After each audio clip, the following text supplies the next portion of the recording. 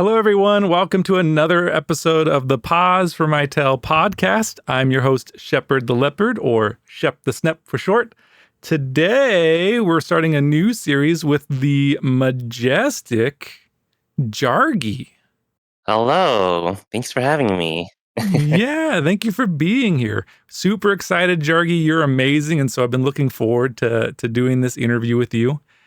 To start off, why don't you give us a brief introduction of yourself? Yeah, of course. Well, I am JarggyRoo, or Jarggy for short. I am in my early 30s. I am born and raised in Southern California. I'm born in a city called Fountain Valley. However, I was raised in a city called Garden Grove, which is not too far from Anaheim, which is, the city known as the place that they hold Disneyland, which is much I can say about like SoCal at this point. Oh, cool.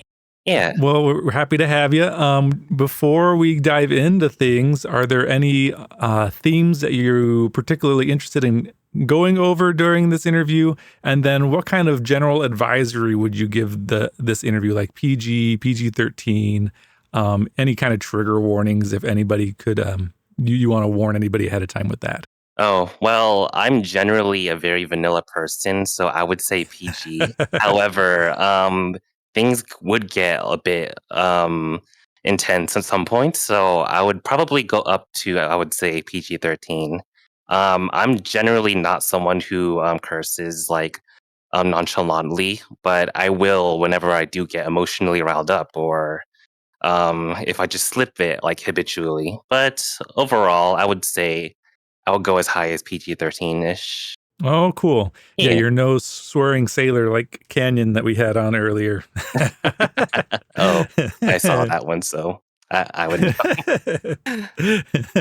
So Jarggy, why don't we get started? Tell us about you already talked about like where you were born, but why don't you go into like some specifics? How was your early childhood? What was your family life like? Okay. Like I mentioned before, I was raised in a city called Garden Grove. I had a very pretty good childhood. Like I wouldn't really recall moments where I sensed too much trauma, but of course there are things that I will be diving into in terms of that.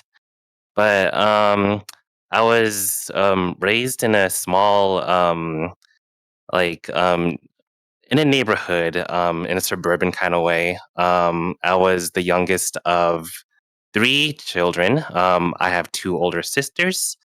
And I was also raised in a very Catholic household. I remember days where I would go out to the church every Sunday, and even they would even enroll me through like a Saturday like prayer class around the age of 9 or 10, and I had a good time, all things considered, because I was, of course, gotten used to the fact that I had this kind of upbringing of going through like Catholic school and being raised with these kind of standards of that kind of belief system.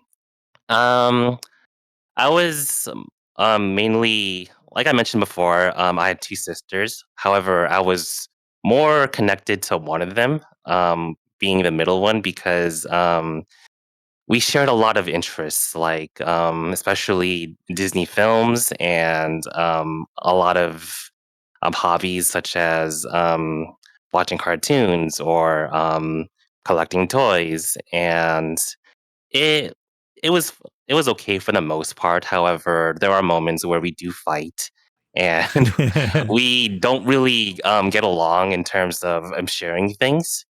Which, by the way, is a habit that I had to pick up because growing up, my parents were fresh off of the Philippines, and we didn't really have a lot of money to like spend on frivolous things such as like having my own set of toys or having my own set of bed, which Mhm. I had to share one with my sister to save up for many other things. Oh wow, so that might be not typical for most people listening. You actually shared a bed for growing up quite a few years with your older sister then.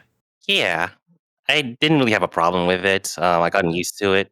However, I really did have moments where I'm just like, how come I had to, like share everything? Like, I have to share my food. I have to share a room. I have to share my toys. I have to watch the same things as her. But yeah, it took a toll on me at one point because there was the time where I begged my parents to get my own things and why I can't have my own stuff.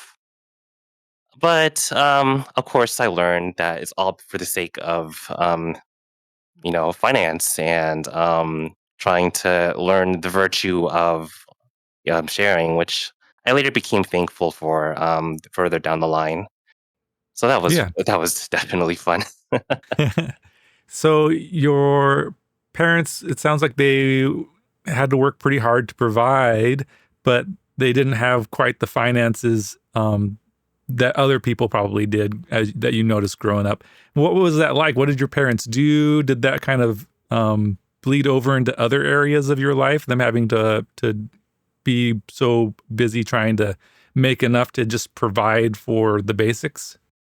Oh, definitely. I remember my father had to take the graveyard shift as like a night guard to help provide a little bit while he was trying to get his degree into the medical field. And Oh wow. yeah, my mom, she was the one that was putting most of the bread on the table because she actually went through university for being a nurse before she moved here in the states, and because of that, I didn't really see my father much because every time I would come home from school, he was always in his bed, sleeping because, of course, he had to stay overnight. Um, and there were points where he would be too tired to even watch me and my sisters. So what he would do is, whenever he was awake, he would just put on a VHS of a random Disney film just to keep me and my sister occupied while he was just sleeping and minding his own business after working overnight. Hmm. And there wasn't really much of a moment where I really did have that the connection with the parent of just sitting one on one with my father. The only time I really get to see him was dinner and sometimes late in the afternoon when he just wanted to get up and do his own thing. But that's kind of the reason why I felt more close to my mom growing up because she tends to be home at the time that me and my sisters would come home from school, and she would be the one to like do all of the chores and help me and my sisters get ready for certain things, like you know um, setting up the table, preparing food, and of course cleaning up after ourselves whenever we're not using certain things. Oh, But cool. yeah, it's kind of it's kind of sad in a way, but that's just the way it was, and I just learned to accept it. Yeah. Yeah. Um, so your parents were very hardworking at that point of age, but it just bled over into not having a lot of time for you. You said that they were from another country or immigrants.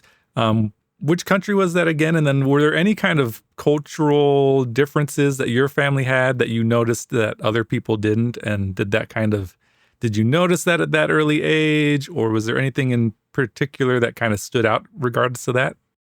So I mentioned before, they were from the Philippines, and it wasn't until they had their firstborn is when they moved from there to the states. Oh, And cool. in terms of cultural differences, it wasn't too noticeable early on, but I learned that it is like a Filipino thing to cherish family matters over above all else. Because I remember my sister would hang out with friends, and my mom would constantly remind her that despite all else, like we're the ones that are going to be close to you for like the rest of your lives. We're the ones that's going to be like the main focus of who you talk to, and Hmm. it's for better or for worse that I can understand that, but sometimes it's hard because it made me feel like I can't really talk to anyone else outside of my own family in terms of building close bonds and just having casual conversations if, with anyone outside of my family. But besides family matters, I also felt like one of the other cultural differences is, I guess, beliefs. Like religiously. Hmm. I noticed that a large part of the Filipino community was is considered Roman Catholic, and I'm not too surprised because, of course, I was raised Roman Catholic. So that's pretty much all I could recall. Yeah. Um, you talked about how you had to go to church every Sunday and even Saturday you had like a prayer session Mhm. or like another activity like that. Was the Roman Catholic Church growing up, was that a pretty substantial part of your upbringing? Was most of your um, social ties outside of like school and family, were they very much connected to the church, and did those religious values have a significant impact in your life growing up? In a way, it felt like it was an integral part of my upbringing. I didn't really have like actual beliefs that aligned with my parents. Like I just went mostly because of family obligations. I didn't really question much of the faith's practices until like when I was a teenager. But I mainly just go with it because I was like taught that it's a very important thing. Like it's just as important as like breathing and eating and sleeping in terms of how committed you are to it. Hmm. But I didn't really regret going to church or getting to go to prayer classes because I I wouldn't be I technically wouldn't be who I am today if it weren't for those things. But Yeah. of course, I did evolve. I did get to start to think about other things that will I will bring up later on. Hmm. Yeah. But I think that's a valuable way to look at it, right? Like you still cherish the positive influence that it had, Mhm. even if there's some of the other ones that you've decided that aren't for you. You know, you can put those aside, but still hold on to the more positive aspects. I think that's a great way to kind of view that. Yeah, totally. So let's talk about like your family some more. You talked about your sister. Hmm. You talked about how because your parents were always, you know, having to work so hard, they didn't have a lot of time. So you watched a lot of Disney, and you kind of shared those Disney experiences with your sister along with a bunch of other things. Were you one of those kids that had watched like Emperor's New Groove 13 times and had the entire dialogue memorized, was just throwing out quotes left and right? Were there any movies like that for you? It sounds like you had a lot of time to really watch a lot of these Disney movies. Yeah. There were so many times where I would just quote things from those movies into my day to day lives.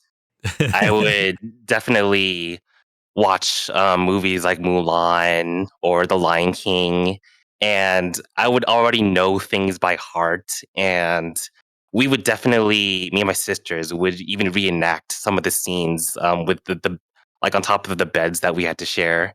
Um, okay, so this is messed up, but we definitely reenacted the moment where Mufasa fell from the rock with Scar just pushing him off. And I was Mufasa, and Okay, I was going to I ask. yeah, I was definitely the one that was being thrown off. I mean, don't worry, the bed wasn't that high up, so it's not like I got injured just for doing that. But it was cute. It was definitely something that helped me bond with her more.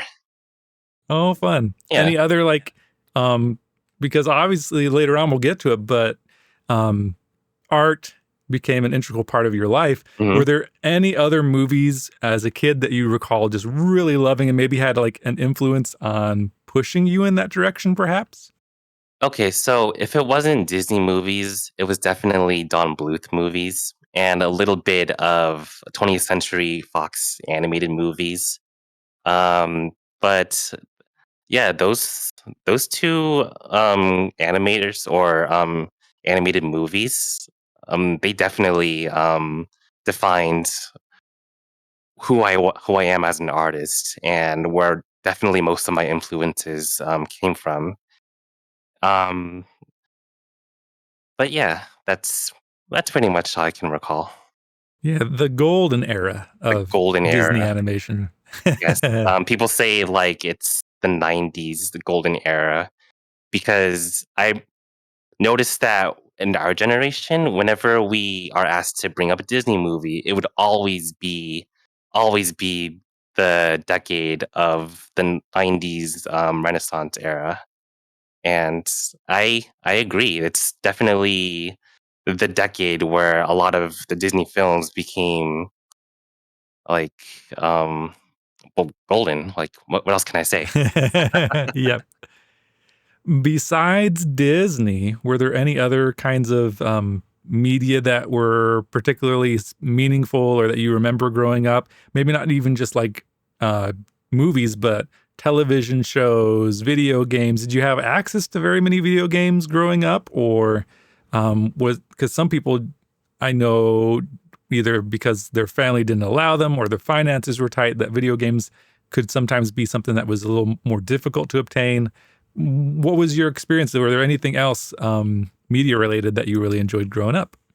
So in terms of video games, the very first console that we had access to was the Nintendo 64. However, I wasn't the one that's like religiously playing with it. It was actually one of my sisters that was the one playing it. And here's the thing.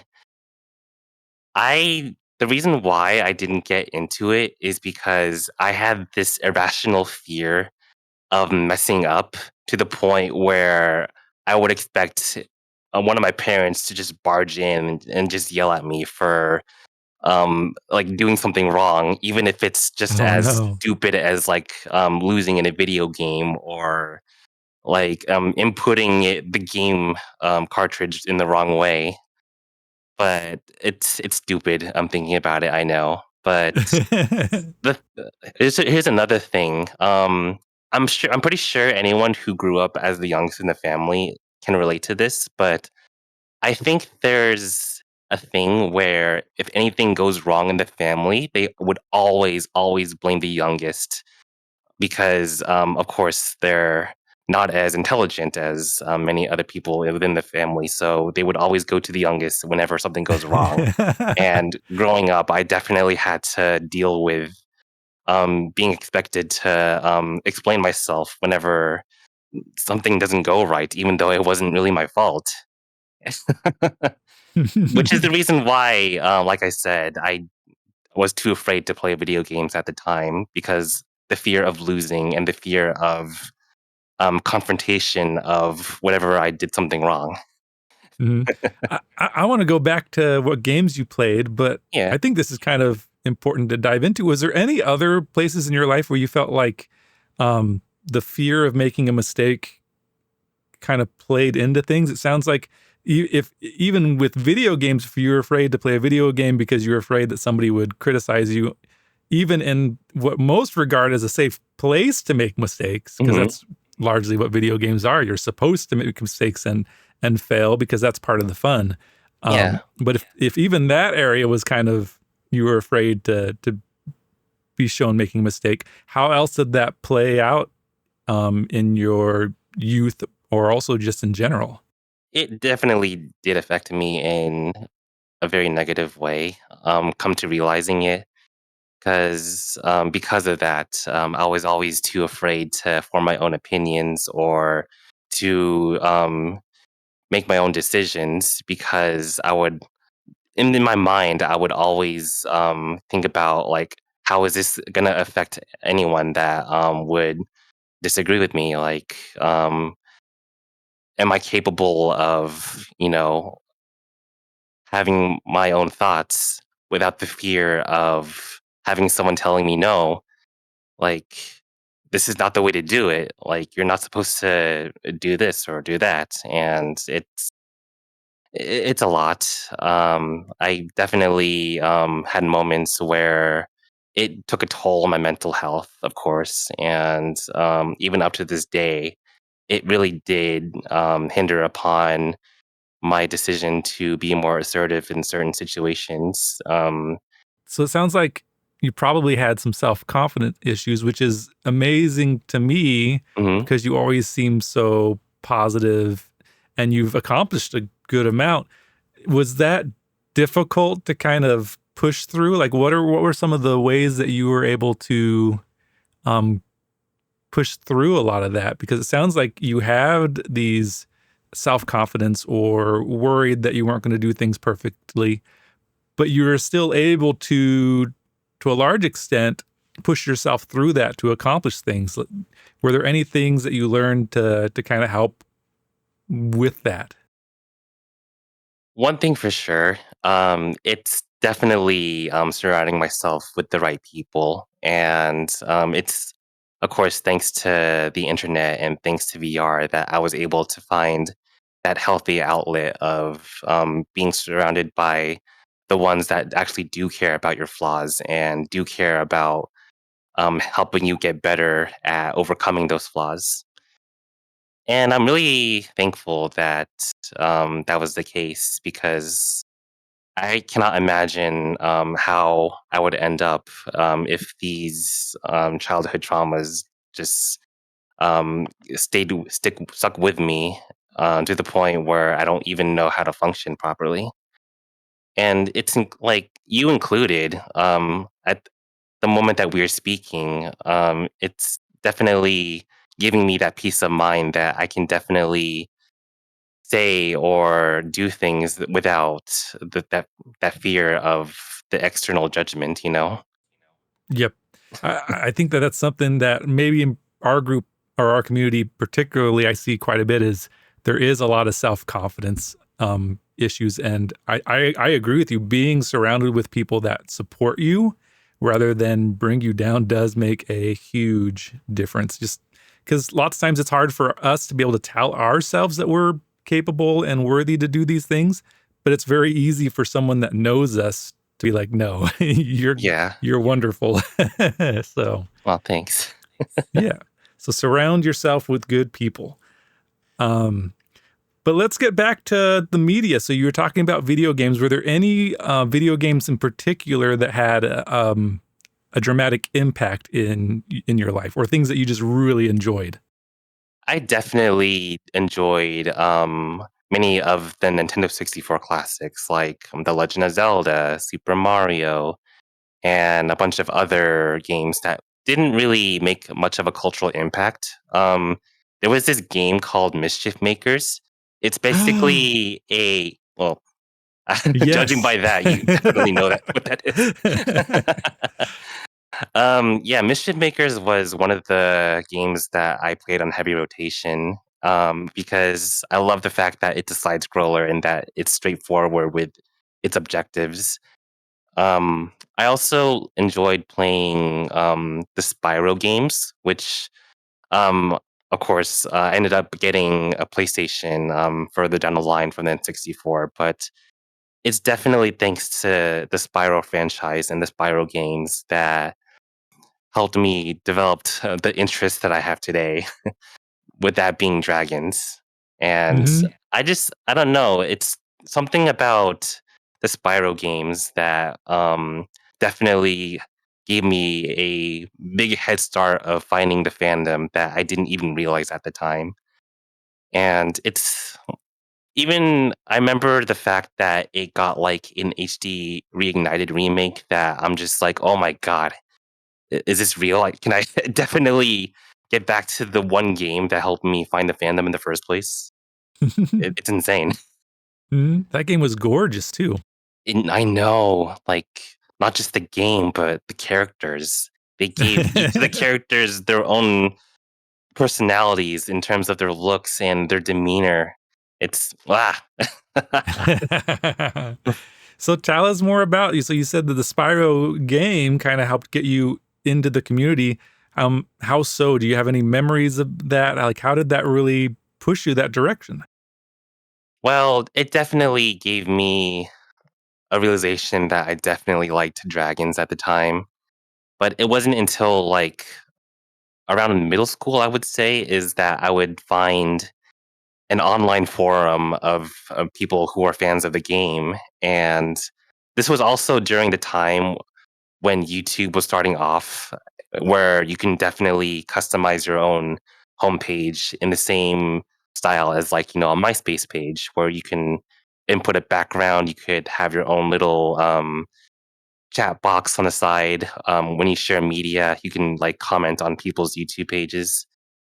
So it was around that time where I met one of my first online friends who shared the same interest in the Spyro games as much as I did. And it was weird because this is my first time that I understood the concept of people taking on another persona or persona, as I would later figure it out.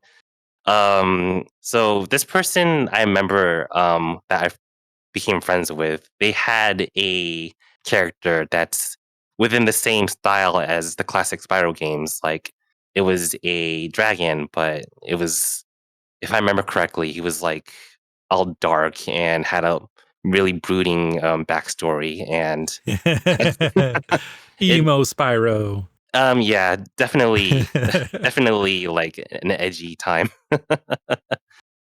Um, But yeah, it's that moment where that motivated me to probably do the same. Like, I looked up a lot of fan art. I looked up a lot of people's like interpretations of how they would create their own characters. And from at that point on, I just sat down and grabbed my Crayola crayons, or sorry, not crayons, pencils, Hmm. and that's when I designed my very first character, not just in the Spyro universe or fandom, but in the furry fandom. And this character is named Jargon, which is definitely the inspiration behind my fandom name now. So here's the stupid thing. How I came up with that name, it was from a website where it helps you generate things. Like, for example, type in your name and it'll give you like a name that would be defined as like you if you were a dragon. And I just typed in my first name and it just came out Jargon. And I'm like, yeah, I'll stick with it. I'm not really that creative in terms of names, so I just took it. Hmm. And from there, from that day on, I just created this Spyro esque character that I would call my online identity and just named it Jargon. And design wise, it wasn't too original. I had to definitely borrow elements from Spyro's demeanor. Like instead of like a purple skin, I would give it like a blue skin. I would give him like yellow horns or a brown spine, all that stuff. Just to Hmm. say like, oh yeah, yeah, I created this. This is my design. Do you still have images of jargon, or is that like lost to the internet? Okay, here's the good news. It's still online and it's on a website called DeviantArt. I'm gonna have to do some digging and then magically make it appear so everybody can enjoy Jarggy's original character. I'm pretty sure they're gonna enjoy that. Man, I'm just gonna look back at it and I'm just gonna like, did I really draw that? Did I Oh, we really? we all have those experiences. Anyone that's in this fandom, everybody looks back on like their original art of their persona, and they're just like, uh. Oh, what have I done? What did I was I really this edgy? But cool. So you got introduced to an online community with the Spyro community. Mhm. Did that continue? Did that last a while? How did that kind of transition to maybe more furries spheres or just an art community in general? Would later get introduced to people within the Spyro forum of people who created their own characters and portray them as like their identity. But it wasn't until around 2008, 2009 that I would meet my very first furry because it was within that same YouTube space where you can find other people's channels like a lot easier than it is today. Hmm. This person, I remember my very first furry. They had like a German Shepherd persona, and it wasn't lewd, but it was definitely very humanoid esque, outside Hmm. of the toony style that I'm so used to. And I remember being a bit unnerved because I didn't have that sense of that artistic interpretation of these anthropomorphic characters of being so human like but having like the head of an animal. And it definitely made me a bit scared to talk to this person because first of all, I definitely was one of those people who are like, why would you become a dog when you can become a dragon? Like dragons are definitely the most best species that you can ever be.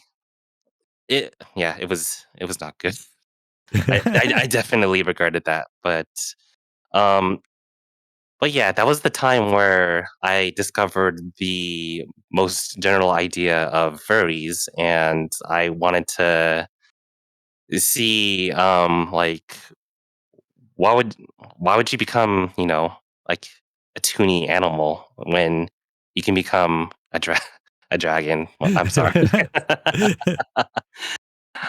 Sounds like there was some kind of draw there that still kind of propelled you towards that direction to actually reach out to him Mhm. and kind of start some kind of communication, even though you said at first you're just like, I don't know about this. Why would you do this instead of dragon? Dragon's so much cooler. Yeah. You still like something kind of pushed you towards making that an initiative to reach out and start a conversation. Mhm.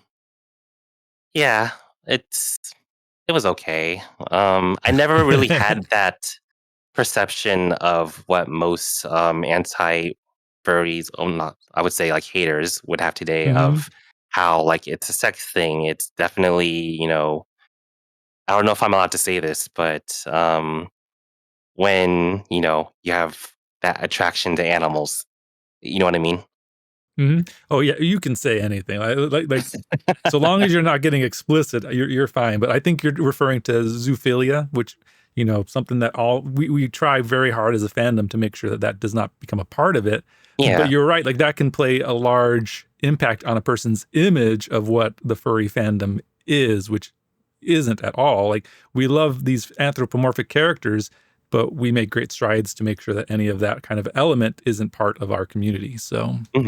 Yeah, it's weird because usually when someone does discover furries, they would have that perception, but I didn't necessarily have that to begin with. I'm just like, oh, cool character, okay. Hmm. But it wasn't until that I discovered this kind of stigma against the fandom when I found a bunch of furry media on YouTube and a bunch of other art sites where I noticed that when I saw a video of people fursuiting at conventions, it was around like the early 2010s where the idea of cringe compilations, I think, is when it was starting to rise. And from there, that's when I definitely got the notice of all this hate towards furries, of these kinds of false and negative perceptions about them. And I'm thankful that I never really had this at the start, because I probably wouldn't dive into it as much as I am now. So You had been raised in watching Disney movies all the time, and so you were very familiar with anthropomorphized characters, right? If you had watched Robin Hood ever, or a Goofy movie, et cetera, like this, a lot of anthropomorphized characters is Disney's bread and butter. So for you, it probably was very common just to see somebody have a persona because you had seen that in several Disney movies prior. And without the context of knowing, some of the, accusations or some of the more negative or cringe stereotypes that are thrown towards the community, you probably just were like, oh, I like the design of this character type thing. yeah, totally. Growing up, I definitely watched like Robin Hood. I definitely watched The Lion King and other Disney media with animal characters or anthropomorphic characters. Speaking of which, I forgot to mention this, but one of my very first furry crushes in the furry type design was from a movie called The Rescuers Down Under.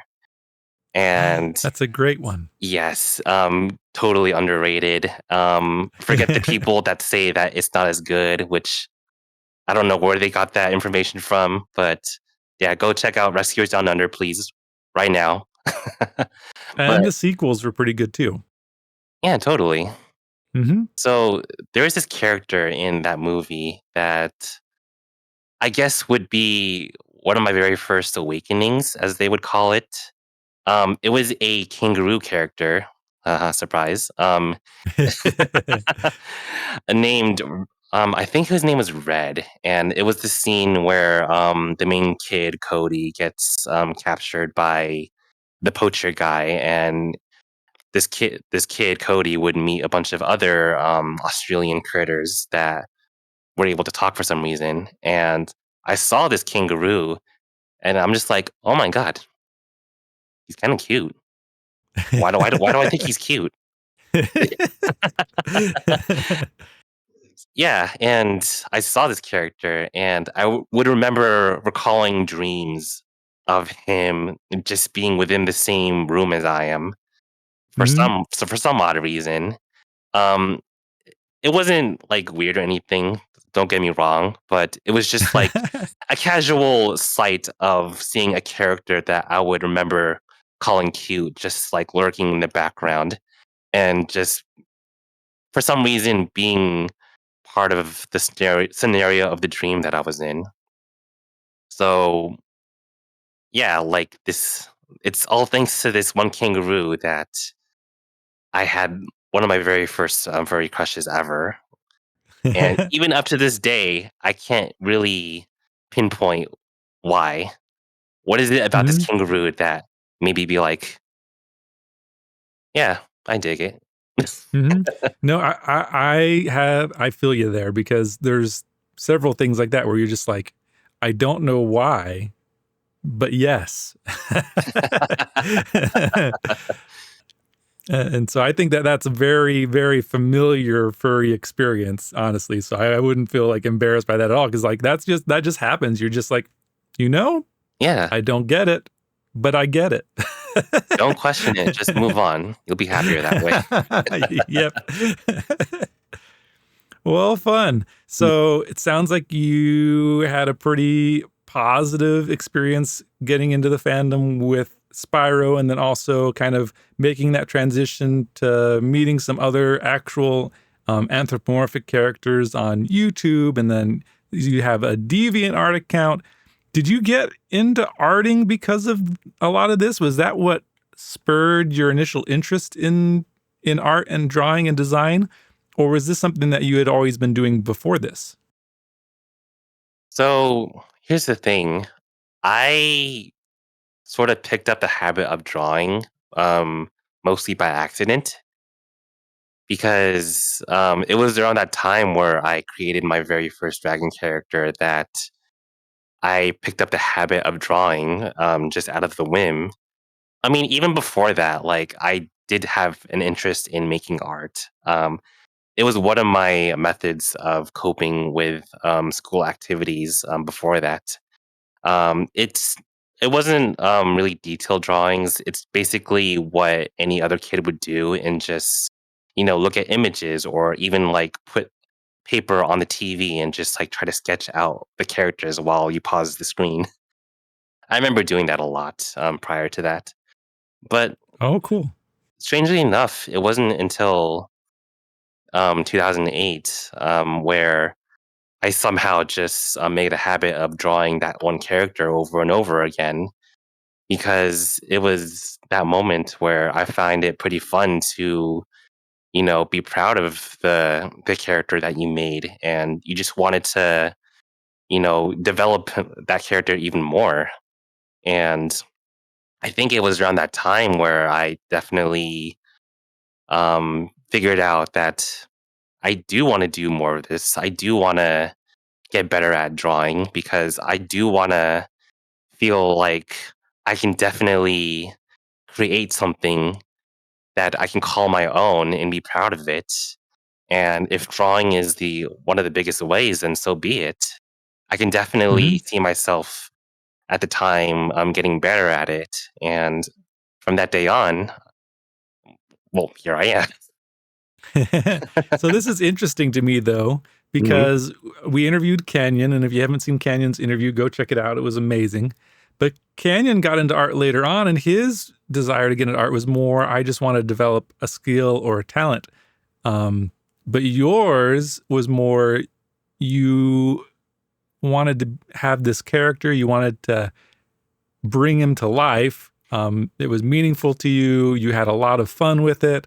And based off of that motivation is what kind of drove you to be like, well, I want to do this better. So it wasn't that you got into drawing for the sake of, I want to be an artist. You got into drawing for the sake of, I wanted to create. Basically, yeah. I wanted to create this one character that I wanted to feel like I can connect to more. It's basically knowing a sense of self of through this character, and Mhm. it definitely made me feel good at the time. Well, before we move off of the topic of, Spyro, media, video games, are there any last super important media sources from your childhood that you look back now and you're like, well, yeah, that played a substantial part in my growing up. That was really something I really enjoyed. If I have to recall one thing, it would probably be commercials, especially especially cereal commercials. You know what I'm talking about. You got the Tony the Tigers, you got the Trix Rabbit. I don't know. the the the bird from the Cocoa Puffs commercial. It was definitely another one of the early furry medias that I was exposed to. I never really had that attraction, as you would say, like, Yeah. but it's definitely something that I would look back to now and be like, that's a great design.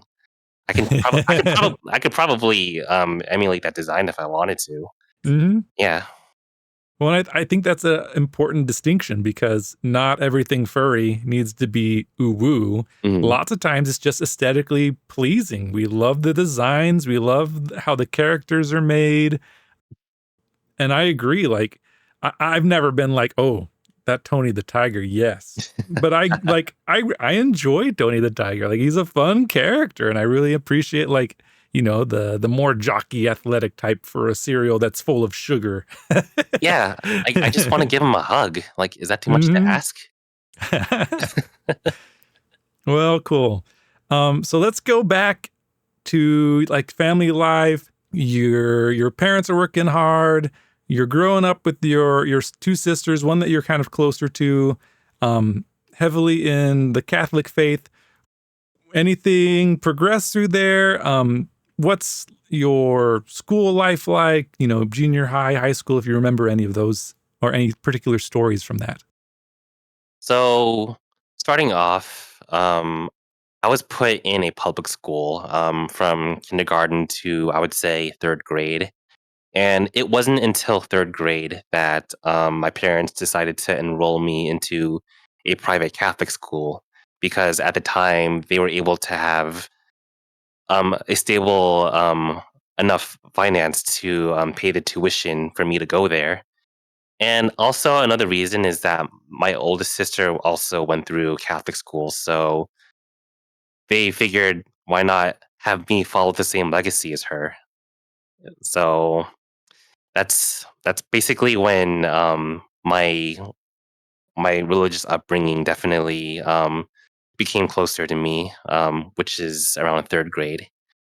And I graduated Catholic school around the eighth grade, and from there into high school, it was it was weird. It definitely felt off because considering all of the conservative standards that I had to go through and into a trashy public high school, it definitely made me feel uneasy. Because I expected the teachers in high school to be just as strict and hard as the ones that I faced during eighth grade. Which, by the way, in eighth grade, there was this one teacher that I would always cower in fear of, which is Oh no. my English teacher, because she was the one that would always call my name for like the reason because I was one of those late bloomer students that didn't really have that academic standards that I had with my sister. Like she was a straight A student and I was not. I didn't know at the time that I probably had tendencies like that wouldn't allow me to focus or pay attention as I should, which I'll probably get into later. But a lot of the early school trauma definitely settled in around middle school of being confronted with very strict teachers and being called upon, even though I didn't necessarily know the answer to something. And the feeling of being put on the spot definitely um, definitely made me feel very unhappy with myself, to put it lightly. Did did you feel like you were being compared to your sister a lot? Like your teachers had your older sister, she was straight A, and so do you feel like either they tried to compare you to your sister in unhelpful, negative ways? Did they actually explicitly sometimes say, "Well, your sister, you know, blah blah blah," to try to like encourage you to maybe do better? But how did that make you feel having that constant comparison to your sister in school? It definitely made me feel depressed because I wasn't great at confronting the fact that maybe there are people who are more better off than I am, and I just couldn't accept the fact that maybe I couldn't ever reach to that level. And I definitely was compared a lot to my oldest sister for her being so academically proficient and I wasn't. But I didn't really know what to do at the time other than to just sit there and be sad about it.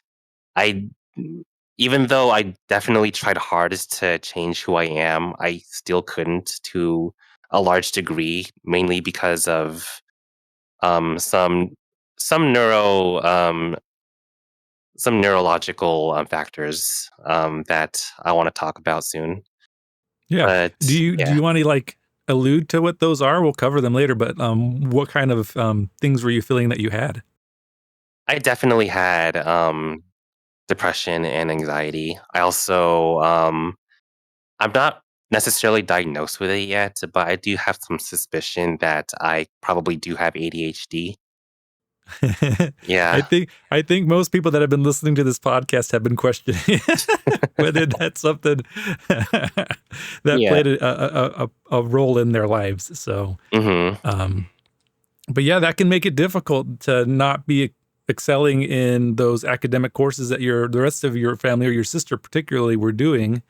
Especially if some of that can be a problem with school in general, right? Right. It's so geared towards a certain mindset of academic achievement that focuses on topics like math or reading or history that a person that's maybe more creative, while you probably started excelling in your own personal art projects, weren't excelling in what society tends to put a lot of emphasis on. And so I can totally see how, that would play into your mental health growing up. Mhm. Were there any moments in school that you felt like you were kind of getting a grasp on things? Were there any in high school that you have different topics, or were there any classes in particular that you felt like you were succeeding in, even if you weren't succeeding in all of those areas? It was definitely around high school that I felt like things are slowly falling more into place in terms of how I see myself. Um, because, like I mentioned, it felt like I was free from the strict standards from what I had to face in eighth grade. And it wasn't until high school that I developed a habit of drawing more and more and gaining enough interest in art for me to try to do other things rather than to just draw my character like 100 times a day. And um, academically, I was okay. I didn't necessarily had moments where I would be sad about the fact that I didn't know the answer to something when the teacher called on me. Um, I wasn't getting straight A's, but I wasn't failing, if that makes sense. Hmm. Because that's when I started to be a little bit more easy on myself because um, I maybe because I was too tired of comparing myself to my sister, but it definitely felt like a breath of fresh air going through high school in terms of academic wise. But there were definitely it was definitely something else that came through my mind outside of academics that played a part in my depression and anxiety. What was that? Well, it's hmm, it's the feeling of what would happen if I didn't really exist or was around to play a part in people's lives. Because Hmm. even during high school, I would definitely get scared of my parents of the same things that I had to deal with growing up, of messing up and being told that I could have done better, but in a very harsh way. And it it still continued on even in high school and even beyond that. And I felt like it was an integral part of me developing this feeling of depression and anxiety of not feeling like things are worth it, or feeling like I would be better off if I wasn't really around, or Yeah. I wasn't such a burden on some people's lives that I wanted to be a part of. And it wasn't easy trying to cope with it, let's just say. But Yeah. um, it's not really something that I would definitely look back at in a positive light. But it's something that I wish to basically get better at, even up to today. Mhm. And I feel like it has gotten better, but I still feel like there's a lot more room to learn how to deal with it on a grand scheme of things. Yeah. Do you feel like the the constant comparison of yourself to others and the importance that others place in different things that maybe you weren't the best at um, contributed to a lot of those feelings? And I know based off of how you were talking about it that you realize now that maybe some of those thoughts are unfounded, which we all, I mean, that's part of mental health is figuring out why we have those thoughts, and maybe they're Yeah. not always correct. But do you feel like that played a role in how you were feeling, um, especially around this topic? Just like, I'm not good enough, I'm not wanted. Would people be better off without me? And I know that's a hard topic to dive into, but I think it's one that a decent amount of people struggle with. So I think it's still beneficial to talk about if that's okay with you. Oh, it definitely is. I've come to terms of the importance of, bringing it up when I have to. I definitely feel like it is one of the biggest, like the biggest factor that played into it. And it's something that I wish to come to peace with, if not now, then somewhere down the line. Hmm. Mhm. What has been, while we're on the topic, what has been the best s- source of support when you're having those thoughts or you had those thoughts? Has there been anything that kind of has leapt out at you as something that has given you additional strength or helped kind of pull you out when you're deep in those thoughts? It's definitely the friends that I made along the way, and it's definitely the people that I would consider my second family. Without them, I would have no idea what I would be doing. I probably wouldn't even be doing art as a living, and that's saying a lot. I wouldn't probably be doing many other things that I would be thankful for, whether it's things outside of art, whether it's accepting the fact that I am definitely weird in my own special way, and the fact that I don't have to dwell into these thoughts for a long period of time, even though it's so hard to forget that I should ease up a little bit more and more. But coming back to the fact that I have all these wonderful people in my life, I cannot stress out the fact I cannot stress how thankful I am that that's the case. Hmm. Did you always have that? Because there may be some people that are watching that are in a similar circumstance, but maybe they don't feel like they have that support currently. Were you ever in that situation? And was there anything else that kind of helped get you through that? Or did you just have to keep going forward until that kind of happened? There were moments where I felt like I really couldn't take it. I felt like there wasn't anything else that I can find that would definitely aid me and on this journey of mental health. And I I hope one day that for those watching that does feel like they had nothing else to lose, that it definitely does get better, one way or another. I don't know when, I don't know how, but if you stay vigilant in finding outlets to better yourself, then I can guarantee that it'll be worth it in the end. Yeah. Yeah.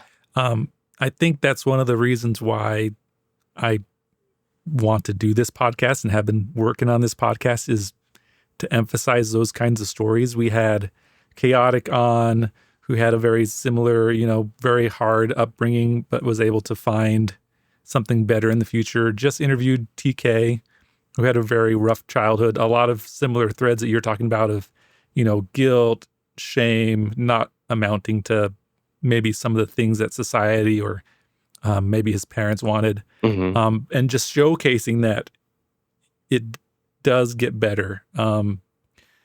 And so we'll talk a lot about that in future episodes, how your life did get better, which, stay tuned for that. Please stay tuned for that, because you do make some, you make some amazing accomplishments and just do some amazing things, and develop a really supportive friend group. Before we do end, and we'll cover more in the next episodes, but is there any last bit on this topic that you feel that is important to portray to somebody that might be watching, that might also be struggling with those kinds of thoughts? All I can say is just don't give up, because even though it feels like help isn't coming anytime soon, it definitely does if you take the time to express how you feel, because you'll never know who is gonna be around to actually take the time to listen to you if you take the time to, you know, find a way to reach out and to just have faith. That's pretty much all I can say. Oh, awesome. Well, Jarggy, we love you. I know so many of your friends love you, and really thank you for being vulnerable and opening up about that. Yeah, thank you. Yeah, with that, we'll go ahead and conclude this episode. Again, we've got so much more to talk about. I know. We can talk about maybe your experience growing up in California, in a Catholic household, and how you were able to discover who you really were in that kind of an environment and how difficult that was, but how you got there. Hmm. I would love to talk about your career in art, because you've done some amazing things that would be really interesting for people to hear. So make sure you stick around for those. Again, thanks everybody for watching. Thank you, Jarggy. Yeah, thank you for having me on Mhm. here. It was a pleasure. Yeah. And with that, thanks everybody. Remember to like and subscribe as we're still trying to get started, and follow us on our socials, and we will see you on the next episode. See ya. Bye.